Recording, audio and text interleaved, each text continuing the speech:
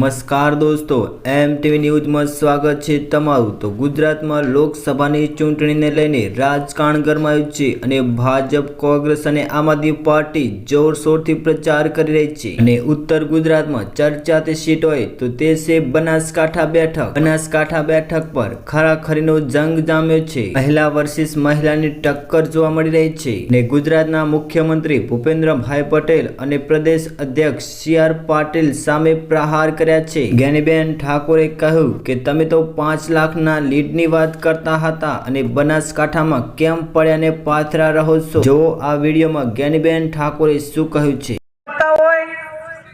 પણ આપણે હજી 1 મહિનો કાઢવાનો છે અને ચૂંટણી દિન પ્રતિદિન જેમ સમય નવો આવે જેમ દાડા જાય એમ એનો રંગ બદલાય।